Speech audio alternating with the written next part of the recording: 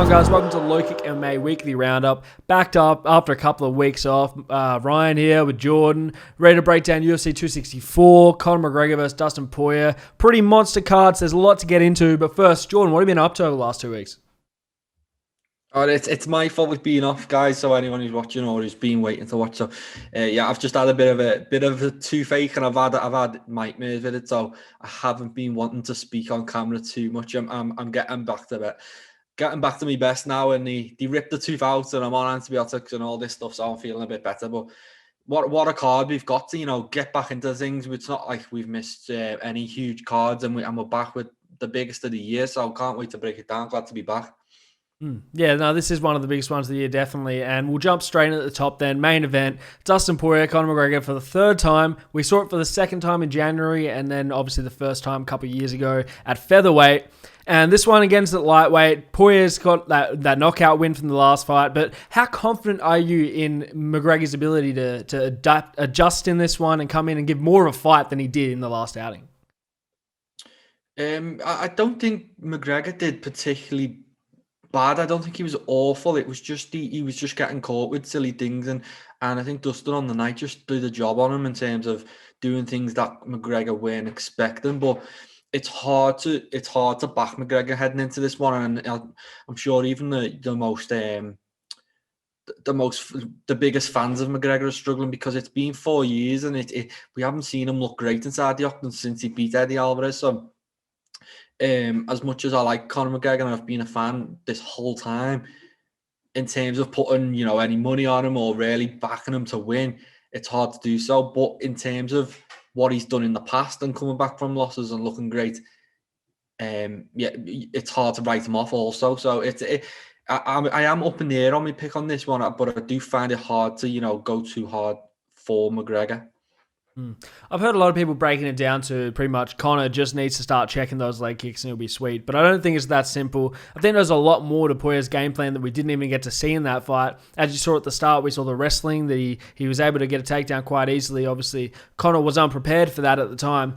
But I imagine coming into this third fight, Poirier's probably going to look to grapple a little bit more, maybe change his stand-up style slightly to less rely on the leg kicks, because let's be honest, that's not going to work a second time. And if it does work a second time, then that's McGregor's problem. It's going to be his vice for the rest of his career. But I imagine that both of them are going to make changes, and I'm actually more interested to see what Poirier does to adapt, because I feel like McGregor can just go back to his karate kicking style that they had in that first fight, and that's a safe bet for him. What do you think about that? Who do you think is going to change the most coming into the third fight?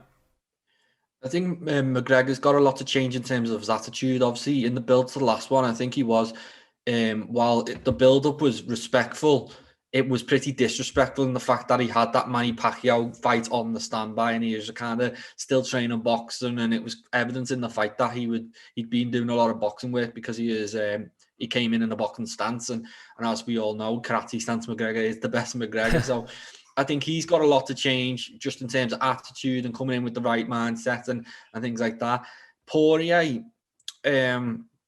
he just needs to do what he's been doing for the last few years. He's looked sensational at lightweight. For me right now, he doesn't hold the belt, but for me, he's very clearly the best lightweight in the world. So he's just got to keep doing what he's doing. There's no issues with his chin anymore. Like, one shot from McGregor, I don't believe will take Poirier out. He's going to have to be put them together. So very interesting fight. But I also wouldn't, put all my eggs in Dustin Poirier's basket either, because he is a beatable guy. I don't think, although he's clearly the best lightweight in the world to me, I still think there's a route to victory. Khabib showed it. I think Dan Hooker had him at points in that fight, and Dan Hooker is not necessarily a top lightweight right now, and he had him up against the ropes in the second round. So I think Conor McGregor will get his chances. It's just, is he at that level anymore? Can he take the chances that he'll get, or will Dustin eventually run away with it? So it's an intriguing fight, and I know at the start a lot of people didn't want it, but I always did, and I think it's bigger, and it could potentially be one of the biggest fights we're ever going to see. So very excited, and yeah, lots of tactical stuff that goes into this fight too. And look, I don't want to echo what everyone else is saying, but I do truly believe that Conor McGregor in the late rounds is going to struggle, So Dustin's game plans I think he should focus less on getting him out of there early. Sure, you knocked him out in the second round in the second fight, but I wouldn't be trying to do that in this rematch. I'd be trying to drag him into deep waters where you have a much easier time. Maybe Poirier could find a late finish. Who knows? But I can't see McGregor doing any like meaningful work in rounds 4 or 5. No, I tend to agree because I think every time we've seen Conor McGregor look sensational, he's looked sensational early. And besides that Nate Diaz fight, the second one, he's done everything in terms of his big wins inside the first few rounds. So I think that's his route to victory. And for me, Dustin Poirier puts on a better pace than Nate Diaz always 5 rounds. I think he was relentless against Dan Hooker in the later rounds, and that's what won him the fight. Nate Diaz is he's a tough guy and he takes a lot of shots, but he only comes in flurries. It's not a relentless pace, and I think people can keep up with it more than Dustin Poirier. So I think Conor McGregor, if he's getting it done, it's the first 3 rounds. He's got to work his way in, and I do see a route to victory for him. It is there. It's just, is he the same fighter? Like we've seen watching Tony Ferguson's demise, and you still want to pick him off past the performances, but is that Conor McGregor still there? I'm not sure, and that's what makes me hesitate for this fight, because there is a question mark over Conor McGregor and how capable he is of performing at that level anymore. Dustin Poirier, we know what we're gonna get. The thing for me is that on his best day, prime Conor McGregor against prime Dustin Poirier, I think Conor McGregor wins the fight, 8 times, 9 times out of 10. It's just, is he there anymore? And that's the question. Final picks on this one. I think I'll take Poirier just because he won the last one, and it's hard for me to pick against him given everything.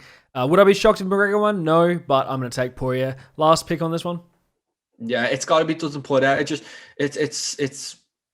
It could go either way, and I do see routes for McGregor, but I think after the last fight, after the last few years, it's impossible to pick against Poirier in this one for me. Fair enough. We'll go on the co-main now into the welterweight division between Gilbert Burns, former title challenger. I think his last fight was for the title, which he lost. Taking on Stephen Thompson, who's on a 3-fight win streak, possibly, maybe 2 fights. But he's been fighting those up-and-coming contenders. He's been putting them together, whereas Burns has been at the top, and now he's trying to restake his claim for the title shot. I really like this fight. I think it's an awesome fight. I really don't know how it's going to go. There's one of these fights where Burns could be able to impose his pressure and get him to the ground and do some work, or Thompson's just going to pick him apart from the outside and do what Stephen Thompson does best. What do you think about this fight? Yeah, I'm pretty strong in the Thompson corner for this one. I believe Gilbert Burns had a pretty easy ride to the top of that welterweight division in terms of beating a pretty old Damian Maia, a past it Tyron Woodley. I don't think he's had to go through the necessary steps in terms of what Stephen Thompson's been doing over the last few years to make his comeback. So I expect Thompson to pick him apart and potentially knock him out as well. I think he's just going to have too much on the feet. He'll be a real... If Burns wants to get this fight to the ground, I think he'll struggle with that too. So, this is one of my strongest picks of the night. I really do fancy Thompson in this one to go and make a statement and potentially get a title shot. Look, I don't think Burns' game plan is going to be any secret, right? It's going to be the same way he fought Tyron Woodley. He's going to push him back against the cage with pressure and try and get on his legs. If he can't get on his legs, he's going to try and land that big overhand right, And let's be honest, Thompson is phenomenal. He's one of the best strikers in the entire sport. But he's been clipped plenty of times. I watched the LowKick fight. He got tagged a couple of times in that fight. He got obviously knocked out by Pettis with that Superman punch, which I don't know if you take a lot away from that one. But my point being, he's hittable and he's been finished. So there's no reason why Burns can't land that big overhand right and put him away. Do I think it'll happen? Probably not. Thompson probably just dances around him and... maybe I see him getting a knockout in this one, actually. I think that could be a fun thing. Maybe like a head kick or something. But yeah, I tend to agree with you. Yeah, I do think Burns' aggression could, work against him as well. I think it's very dangerous entering the range of a karate artist as talented as Thompson. I really do think that Anthony Pettis knockout was a blip. Sometimes them knockouts are a sign of, a demise of a fighter, but I really don't see it in terms of his performances. It's still at the level it's always been at in terms of, wins. Jeff Neal and Vicente Luque for me are just as big as wins, or even bigger wins than the ones that got the Gilbert Burns the title shot. So And in the actual title shot, he had that brief moment, but besides that, it was a dominant, defeat at the hands of Kamaru Usman. So, I am big on Thompson in this one. I am a fan, but I just think style wise, it's gonna be a good fight for him. I expect him to look sensational. Yeah, let's see how that one goes. That's one of the more interesting fights to me anyway. I'll keep rolling down the main card. We have the heavyweights before that. A boy from Oz, Tai Tuivasa, taking on Greg Hardy. I think this is the fight that a lot of people wanted for Greg Hardy from the get-go. They've wanted to see him fight against a big power puncher, which is pretty much what Tuivasa is. He's got heavy hands and he likes to throw them. So I think that for Tuivasa to win this fight, it's going to be knockout. I can't see him going to the scorecards against Hardy and edging a decision, you know what I mean? I think he needs to get a finish in this one. If this goes into late in the fight, there's opportunities for Hardy here to potentially, I wouldn't say put him away, but potentially just steal all the points and win on the scorecards. Is that how you see this one? It's an interesting fight. Just obviously, every time Hardy, gets his place on one of these big cards, people moan, but he is who he is, and he pulls the orders that he pulls. I think it's an exciting fight because both guys, I think, do their best work in the first round. So it's are they going to be brave enough to kind of go in there and trade leather and see who falls? I'm not sure.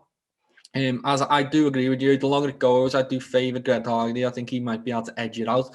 But Tai Tuivasa, he's a dangerous man on his day, and 2 wins in a row now. I don't have a strong pick. I would say Tai Tuivasa just because I know he is a really good fighter. He is at that level, and Greg Hardy's kind of had a nice ride to this point. So, but do I see him knock him out? I've seen no issues with Hardy's chin either. He went 5 rounds with Alexander Volkov. So 3 rounds. It was a late main event. Oh, was it? It's 3 rounds then? Yeah, he went a few rounds with Volkov, which was impressive. So, yeah, I'm on the fence. I'd go Tuivasa just because I do think he is a more elite MMA fighter, but wouldn't be surprised to see Hardy get it. And wouldn't be surprised to see it go 3 rounds. Wouldn't be surprised to see someone knock out someone in the first round. It's an exciting fight, a good matchup, and yeah, I do like this one. Yeah, it would be un-Australian for me to pick against Tuivasa, so I'm taking Tuivasa in this one. I think he probably gets it done in the first round by knockout. If not, I worry for him, but either way, I'm picking Tuivasa. We'll move on. Women's bantamweights, Arenae Aldana taking on Yana Kuniskaya. What do you think about this fight? Yeah, good fight. I was on that Aldana hype train, and then she runs into Holly Holm. She's just so good, Holly Holm, and you've got to be, she's that gatekeeper, and obviously people don't like that word, but if you get past Holly Holm, you're a potential champion, and Aldana just didn't have it, and she got dominated, and Holm looked sensational. So glad to see her back because it's been a while. It's been a while since we last saw her, and Kuniskaya, she looked sensational last time out. Who was it she beat? Yeah, Ketlin Vieira in that really. I think it was a pretty close fight, and there was arguments about the decision, but I think she got it. Was it when she was on bottom and she was throwing elbows and cutting her up in the last round? Yes, so sensational performance, 2 wins in a row. She looks like a potential contender. I think they're both strikers. They'll come in and it'll be an exciting fight. I'm still a fan of Aldana. I think she's got a lot going for her and can be a contender in this division. She just ran into a monster, and Kuniskaya isn't necessarily at that level, so I expect Aldana to get back in the win column. Her boxing is phenomenal, Aldana, so she's always going to have that. It's always going to cause problems, but the thing is, I think the game plan's out there now after that home fight, how to beat her. Whether Kuniskaya can execute on that's another thing to be seen, but the game plan's there. Although I'm with you, I think I'll take Aldana in this one. I think she just got the slicker boxing, and she probably just works her for 3 rounds and wins a decision. Yeah, and I'm also looking forward to seeing her back because you take losses like that, and as a potential title contender, I like to see the performance when they bounce back. I expect her to come back with a load of fire in her belly and potentially make a statement. I know in these lighter weight divisions it's hard to get the knockout, but if she goes in there, he knocks out Yana and looks sensational, she's right back in the mix. It's not like we're stacked up with contenders at 135. So very exciting, good fight. I know this undercard has some bashing in terms of the fights on it, but I'm really excited about quite a lot of them. We're going to get into more now. Yeah, well, we got one more on the main card, and that's Sean O'Malley versus Chris Moutinho, I think his name is. I did some research on him today to get ready for this, and I understand where the criticism is coming for this booking, because obviously O'Malley was meant to fight Luis Smolka. Smolka pulled out. According to O'Malley, he thinks his coach or his manager was watching O'Malley spar, and he saw too good. He told his boy to get out. Don't know how true that is. But anyway, so many bantamweights were like, I'll fight O'Malley, let me in there. You got Ricky Simone, Andre Ewell, Merab Dvalishvili put his name in there. So many of these bantamweights. And for some reason, they picked a debutant to take this fight. Interesting move there. He's not got the best record. I watched a couple of his fights. He's not bad. He's a striker. But I think O'Malley's better. And I think O'Malley gets a highlight reel knockout in this one and continues the sugar show. Yeah, I think it's you don't want to bash anyone, but I thought the Lewis Schmokel fight was a bit of an easy touch in terms of opponent. I feel like he should be pushing on towards the top 15, or at least some of these young, hungry kids, the Casey Kennys or the Nathaniel Woods, even Jack Shaw or someone like that, because there's a lot going on at bantamweight. It's one of the most stacked divisions, and I thought that was a settle. So to see him again go even lower down and be facing a debutant who has not got the most sensational record, you probably wouldn't be getting a UFC call if it wasn't, for this situation. It's disappointing. And I understand he wants to stay at 135, but I think Tim Elliott put his hand up as well. I'm sure he could have made 135 pretty easily. So there was other fights, and it seems like he's being protected. I don't know if it's by the UFC or by his management or just himself looking for easy touches. But disappointing. This is one of the fights on the card which you're disappointed about, and I do expect O'Malley to look great again. And hopefully after this one we can see him push on and actually challenge some worthy contenders. See, I don't think it was him that was or his management that were trying to get him an easy fight, because they both said they wanted Ricky Simone, which is not an easy fight, and that would have been a great one to get. But he said he couldn't make 35 on the notice, so that's where that one fell through. Yeah, a lot to talk about that one, but I don't want to stick on it for too long. So hopefully we see a good showing from O'Malley, which I think we will. Or alternatively, hopefully this debutant can get his biggest win of his career and just propel himself right to where Sean O'Malley is right now, but can't really see that one happening. But I'm interested to see, so I'd love to be shocked. But I think we're both picking O'Malley in that one. I'm picking O'Malley, but what an opportunity, like as we said, this guy probably wouldn't have got the UFC call anytime soon, but here he is in one of the biggest fights. Let's be honest, Sean O'Malley is a big draw, and besides, the main eventers and a few other people on the card, he is one of the biggest draws. He does pull numbers, so it's such a huge opportunity, and you never know. O'Malley might hurt his foot again, and he might get a nice win, Moutinho. So there's opportunity knocks, and let's see what he can do. Absolutely. We'll move to prelims now. The feature prelims, Carlos Condit back again against Max Griffin. Thoughts on that fight? Yeah, he's looked good lately, hasn't he, Condit? He's back in the win column. He's not at the level he was previously, but 2 wins over Matt Brown. Matt Brown last time, he looked sensational, got a huge knockout, and but Max Griffin is another one of them guys, and he's looked great lately as well. Them 2 knockouts. I think it was the one where he ripped someone's ear off. Then last time out, he starched someone. So it's a tough fight, and I think Max is very much in his prime right now. It's a tough fight, but Condit's never been someone easy to beat. So it's a good fight. I'm looking forward to seeing if Condit can get this win here, if we can make that Nick Diaz fight, because for me, that's still the fight to make. I think there's a lot of interest in that. But getting by Max Griffin in this form, it's going to be a tough one. I would give the edge to Max, I think. Yeah, I do think the age and the weathering of their fight career is going to play advantage to Griffin in this one, and I expect him to get the win here. But yeah, that's a good fight, Nick Diaz versus Carlos Condit. Even on a loss, I'd like to see that fight. I just don't think they'll make it on a loss. So yeah, interested to see what happens there. We'll move on before another welterweight bout. Nico Price taking on Michel Pereira. This should be chaos. Thoughts on that one? I think it's being chaos, but I don't think it's going to be a fight tonight, although that on paper it looks like it should be. I think it's going to end pretty quickly, and I think Pereira could get a highlight reel knockout here. I think Price is a little bit too easy to hit, and for someone like Pereira, that's just, you're just asking for trouble. So I expect Pereira to look sensational, and I expect it to be a wild fight for as long as it lasts. But then something absolutely sweet's gonna land, and he's probably gonna walk away with a performance moments. Look, I'm gonna take the other side here. I think Nico Price gets it done, and I don't know how he gets it done. I just think he's probably got more output. He's more durable. Sorry, I don't know. He's more durable. That's a bad take. He's got more output. He's got good hands. He's got good grappling. I can't see why he would lose this fight unless, like you say, he gets hit with something crazy, knockout, highlight reel knockout. Yeah, I'm taking Nico Price. I just think he's a better fighter around. But would I be shocked? Probably not. No, I can just see it. I don't know. I'm never, too on the money with me pick, so don't be backing them. But I can just see Pereira, landing something sweet and walking away with a big win. But Price has looked game lately. He should have beat Cerrone. Who else did he then?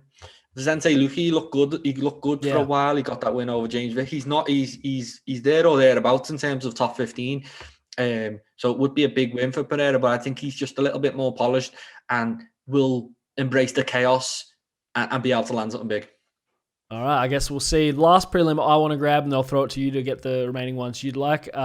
One of my favorite fighters, Ryan Hall, taking on Ilia Topuria, I think his name's spelt and said. This is actually a really tough fight for Hall, I think, because Topuria has looked like a machine. He's undefeated 10-0, and in his last few fights, he's looked sensational, hasn't he? So obviously, Ryan Hall's take's going to be to use his jiu-jitsu, try and wrap up a leg and get a finish. But yeah, if he's stuck on the feet, this is a really dangerous fight. What do you think? Yeah, it's hard not to back Topuria. I think in terms of exciting prospects, he is the exciting prospect. He's looked fantastic. He showed a bit of everything in his fights as well. So, and for Ryan Hall, his inactivity does worry me. I can't remember the last time we seen him fight. It was definitely a while ago. Mm-hmm. And he's 36. He's been he's only 9 fights into his UFC career, and his second to last win was BJ Penn. How long's it been since we've seen him? So, I think everything goes towards Topuria in this one. And obviously, you'd never write off Ryan Hall because he has got that, black belt level, one of the best jiu-jitsu players in the game. But I just think Topuria is the next big thing, and he might prove it on Saturday night. Look, whoever wins this is going to go and be excelled straight into the top 10, top 15 rankings, but they're going to get a top 10 guy next. I reckon they're going to push whoever wins this. They've been trying to push Hall for a while now. He just keeps falling out of fights and whatnot. Topuria's 10-0. If he can get to 11-0, they're going to want to market him more. But I think these are the fights we need to see. We need to see these top guys taking on each other. I don't want to knock O'Malley too much, but you look at the people he's fought when he was undefeated before he fought Vera, and he fought guys who were later in their career or had a few back-to-back losses, whereas you get Ryan Hall's got 1 loss and Topuria's got 0 losses, 10 wins. I don't know. I love this fight. I'm going to take Ryan Hall just because I'm a sucker for his jiu-jitsu, and I hope he pulls something off. But I'm not undermining the threat that is Topuria. I think if it stays on the feet, this is going to be a real short night for Hall, I think. So let's see how that one goes. Yeah, and Topuria, this is, as you say there, I'm totally in agreement that these are the fights he should be in. Ryan Hall's the dark horse of that division. I think a lot of people rate him. He is, an MMA hardcore, dream. People love him. He's also got the karate on the feet. He looked great against Elkins. So I love to see Topuria in this fight, and I think Sean O'Malley in his career should be in these type of fights too. And I know he lost to Cheeto, but get back in the mix. I'd love him to see him, in with Davy Grant or someone who's a gamer, and I'm sure he will be after this, but he seems to be wanting to fight either Lewis Schmolker, Chris Moutinho, or Cody Garbrandt. You've got to take the steps, and although he's a name and he sells and he does all these things, I think, professionally the right thing to do is to go through these steps, and I'm expecting Topuria to look great and maybe overcome some adversity, because this definitely is the toughest fight of his career. But for me, he's got to win. Ryan Hall's been out the cage for pretty much 2 years. He's a very inactive fighter, seems to be injured a lot. It's really settled for Topuria to go out and make a statement and look sensational. Fair enough. Any of these other prelims you want to grab? There's a few good ones. I like the next one up. I'm going to murder this guy's name, but I really do like him. Dricus du Plessis. I'm sure. Against Trevin Giles, I think he looked great in his UFC debut. I think that's the last time we've seen. Yeah, against Marcus Perez, he looked great. I think I liked it when he got on the mic and he's talking about being the first real African, UFC champion, and it's been a while since we've seen him too. So glad to see him there. And Trevin Giles is no easy touch in terms of opponents. He's a tough guy. 28 years old. He's put a 3-fight win streak together, and even got a win over Dolidze last time out, who was a highly fancied guy. So really good fights on that. Just finishing off them prelims. And a bit earlier, we've got Jennifer Maia against Jessica Ai, which are 2 former title contenders. I think this shows the strength of this card to have these 2 women, this early in the night. It's a very strong card. I know the main card, it leaves a lot to be desired, but underneath it, there's a lot of good fights, and I think this is one of them. 2 top flyweights, and whoever wins this one is potentially 1 or 2 from getting another shot at the title. So yeah, exciting. Akhmedov's on there. You've got Brad Tavares. There's a lot going on. Yeah, it's a stacked card, and I look forward to seeing how everything goes down. We'll grab some news before we wrap it up. So I think there's a bunch of news since last time we spoke. The biggest thing is most likely the interim heavyweight title fight between Derek Lewis and Cyril Gane in August. Thoughts on this? Because Ngannou only fought in March, I believe, or maybe May? Yeah, somewhere around there. He hasn't fought that long ago, and they're already doing an interim title. What do you think? Yeah, I think it makes no sense other than business sense for Dana White and the UFC. I think Ngannou said he can't do that date, and they've been determined to go on that date. So they need someone to back up Nunes against Pena. That's not enough to carry a pay-per-view event. What can you do? Oh, let's put a heavyweight title on the line, even though it's not a heavyweight title. And Derek Lewis, who sells, he sells a lot. So let's put him in there. And yeah, that's all it is. I don't think Francis Ngannou needs to worry too much in terms of that. I think it's purely business, purely money orientated, and I don't like it. I don't like it, and I weren't particularly psyched about seeing Derek Lewis getting a shot against Ngannou anyway.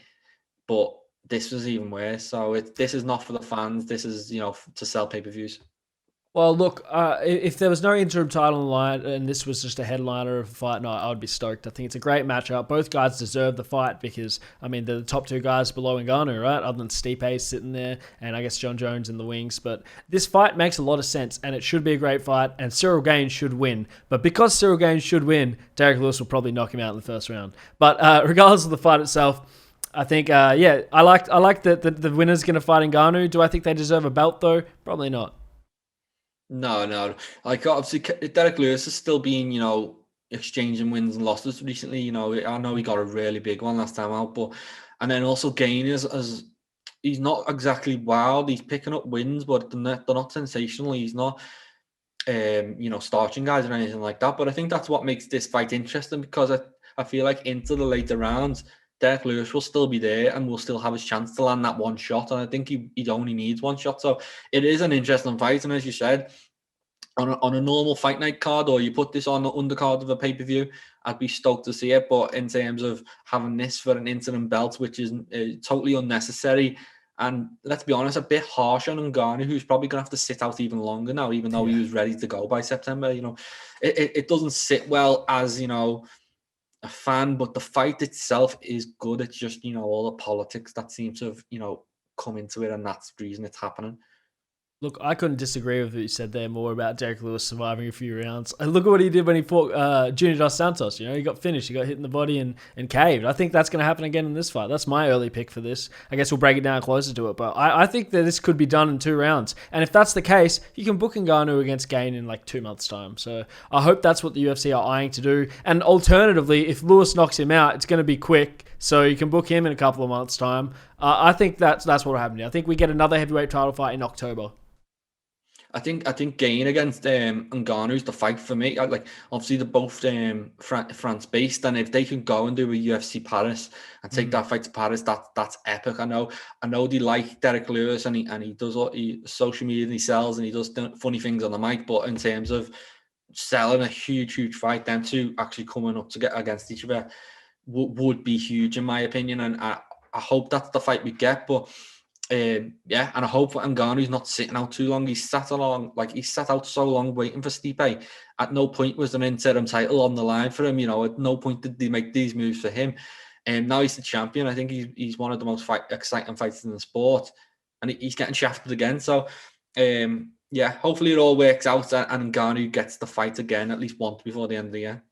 Yeah, let's hope we see that. We'll move on to more European MMA, but UFC London in September has Alexander Gustafsson versus Paul Craig. Great fight, good return for Gustafsson, I think, and it's going to be in your neck of the woods. Yeah, pretty much official now. Yesterday, the Prime Minister kind of said July 19th, we're done with masks, we're done with all these things. So unless we get like some type of third wave, September 4th in London, it's already starting to take shape. I spoke to Modestas Bukauskas last week, who's on that card, and what he's hearing is that it is London, but it's not set in stone. So hopefully we get an official thing soon. And I like that Paul Craig against Gustafsson fight. I think Craig will fancy himself in that because last time out, Gustafsson was subbed really easy by Woodley. And Gustafsson will fancy himself because Paul Craig's been on the back of some knockouts in the past. So really fun fight, good matchup. And so if it is in London, you'll probably be that's like not far from you, right? You'll aim to cover that one in person. I'll be hoping. Yeah, I'll be hoping to go. Absolutely, obviously, it's going to be an in-demand event, isn't it? So I'm sure it'll be hard to get in, but I'll be trying my best to sneak in that one. For sure. We'll jump on some small boxing notes before we get back into more MMA stuff. Tyron Woodley is training with Floyd Mayweather ahead of the Jake Paul fight. There's footage of him training with Floyd. I don't know how much I take from like a couple of photos of him being there with Floyd, whether he's doing his whole camp there, who knows. Do you think there's anything to this? No, I don't think he's actually doing a full camp. I think he just went for a training day and took some pictures and that's that. I know Floyd has talked about getting into coaching and things like that, but I'm not sure how much his heart is in it and how much he's wants to commit, that much time to someone who's not necessarily a talented boxer and could potentially get knocked out by a YouTuber, So yeah.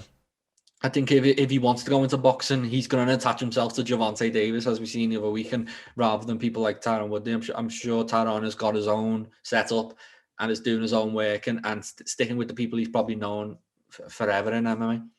Fair enough. Last piece of news I have, and then I'll throw it to you.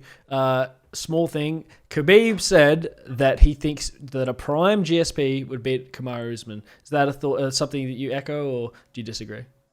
No, absolutely. I know people get carried away in this sport. I was seeing something the other day about no fighter in history beats current Francis Ngannou. We've seen the same hype regarding Weili Zhang, and I think we're seeing it now with Usman. He looked great, but was he not meant to beat Masvidal both times pretty comprehensively? He was.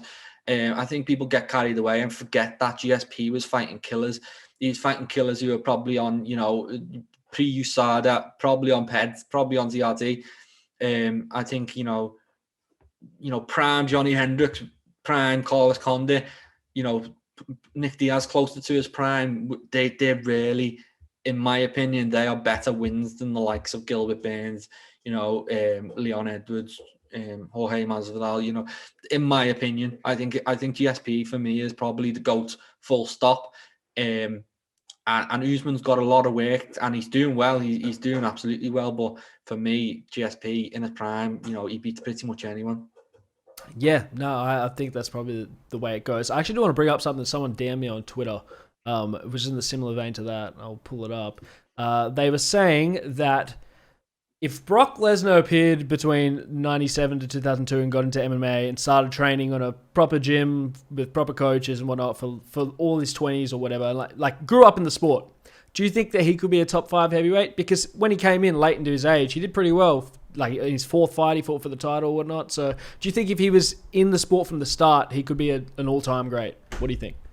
Yeah, absolutely. I think he's got everything he needs. Like if he just left college and instead of going into pro wrestling, went straight to an MMA gym and did that his whole life, I think he'd be one of the best ever. I think what he achieved, coming into the sport late with next to no training and coming in and actually becoming a champion is just, it's crazy to beat someone like Frank Mir. And Frank Mir at that time, he was a top fighter. He was worthwhile to beat Shane Carwin. Shane Carwin was a beast as well. So although he wasn't able to hang in the end with the likes of Velasquez and Overeem, by that point he was a bit hampered. He'd had some type of illness and had a massive operation. I think he got a load of his intestine took out or something crazy like that. So I think he was an absolute beast. He's kind of what brought me to the sport. I was already watching, but once I heard Brock Lesnar was having a real fight, I was all in then. So I think he's